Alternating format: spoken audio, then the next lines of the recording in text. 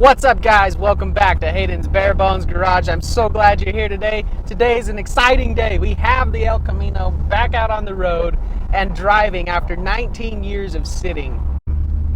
On this episode, I will show you guys exactly what I did to get this car running and driving, and it was a lot more simple than you think it would be. Yeah, who knew? So, one of the most frustrating things about working on cars is having an issue that could have so many potential problems, especially when your car doesn't throw a check engine code. It gets really hard to diagnose what is actually wrong with your car. The list could be a mile long, or it could be one of the simplest things ever, and unfortunately, that is something that we're going to dive into on this episode, and it's one of the reasons why this has taken me so long to get this video out, because I'm not going to lie to you guys, stuff like this to me is a little daunting, especially since I don't do this on the daily basis. I am not a mechanic, and diagnosing engines is not something that I get paid to do, so this is something I'm learning as I'm going. So why don't you join me and let's see if I can figure this out. With the throttle body injection system that we have here, something we can do that is super easy to look at is the injectors and see how they're spraying. If they're just kind of dribbling and drizzling into the down into the intake manifold, then we know that there's a good chance that there's something wrong with one of or both of our injectors.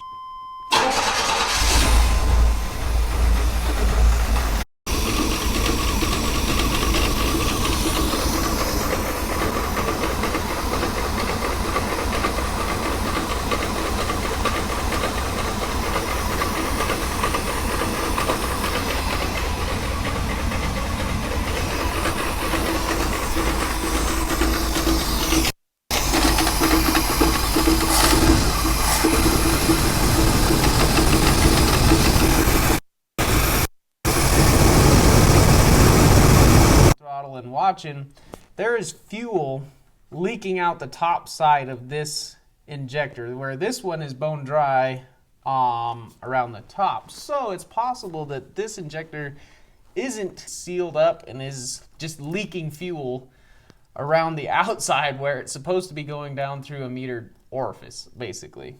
So we'll have a look at that and see if there's anything that we can do about that now.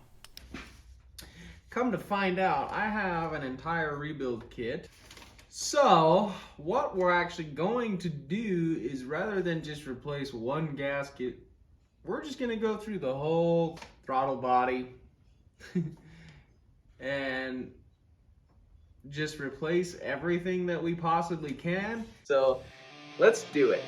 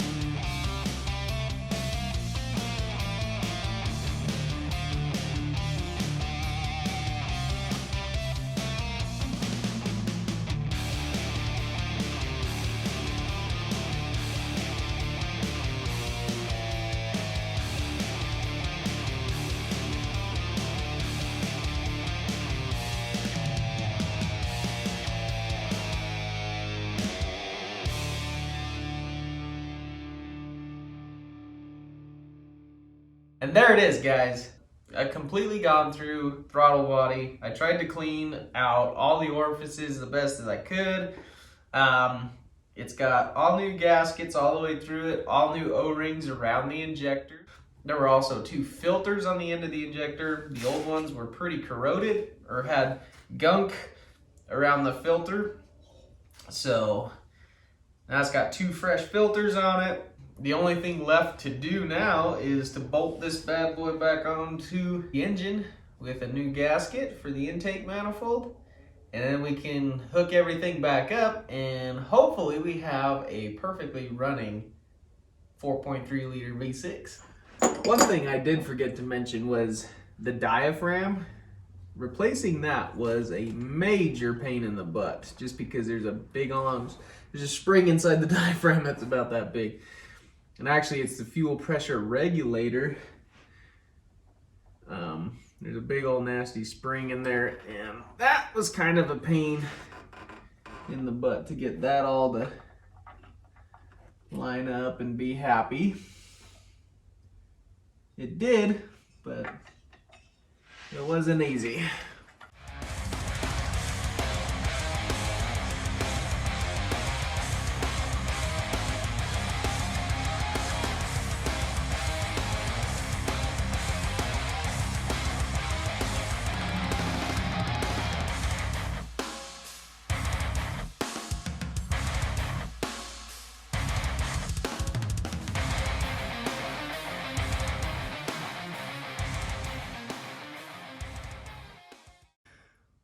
Okay, moment of truth.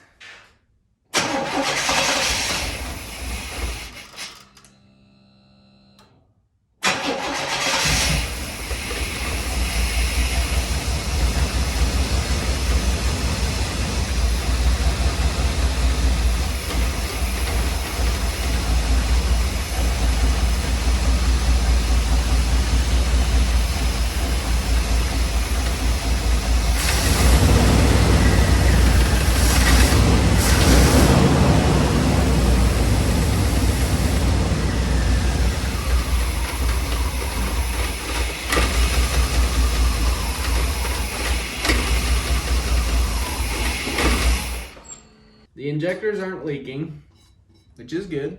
So that was worth the repairs that we made. Everything seems to be running good, and they were spraying a lot more even. So that's a plus. Hey guys, sorry to interject, but I wanted to clear up the air. We're getting a little jumbled up here because there's months in between scenes and that can get a little confusing. So clearly the car is not running great. The next thing that I went to was just replacing the spark plugs. Before I did that, I ran a test, and I will talk about that here. So on with the show. And the test that I did is I started the car and I let it run for 30 seconds. I'll shut it off really quick, and I came in here and I touched each exhaust manifold inlet. All 3 of them on the driver's side were hot. The front one on the right side was cold, the middle one was hot, and the back one was cold as well. So that's an easy way to see if your cylinders are firing. Well, obviously we have 2 dead cylinders. So the easy thing to do would be to replace the spark plugs and see if that fixes our issue. It's always a good idea to pay attention to the packaging on your new spark plugs, because these Bosch plugs that I bought don't want you to gap them. So they're like, we gapped them already, they're good to go.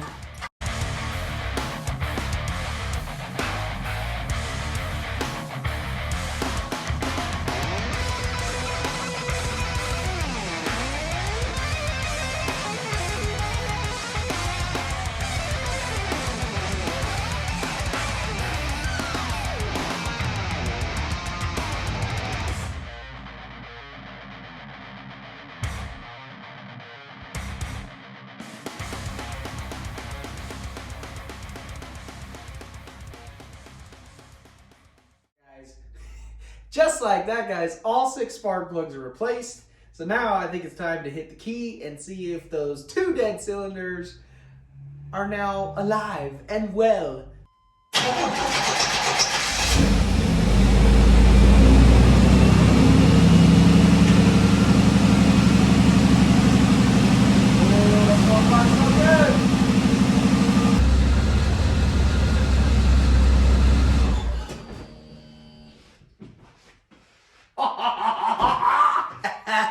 I think this car's ready to go for a drive. What do you think?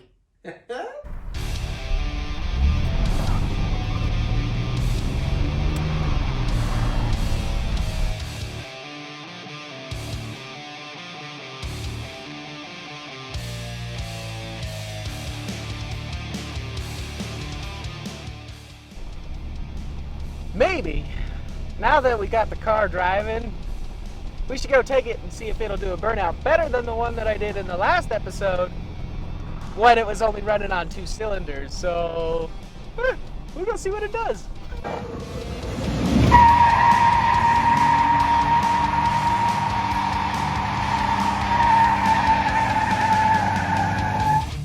Well, guys, I know that was a pretty mediocre little burnout, but technically it's not even my car. Hi, Dad. So I'm not going to push the car too hard. Plus, it has a small hole in the radiator, which we'll have to fix that at a later date. But isn't it awesome to think that this car hasn't been on the road for almost 20 years? It's been 19 years. I was 8 the last time that this car was on the road. It's pretty insane to be able to drive this car and enjoy it and remember the good times that I used to have in it as a little kid, but this time from the driver's seat.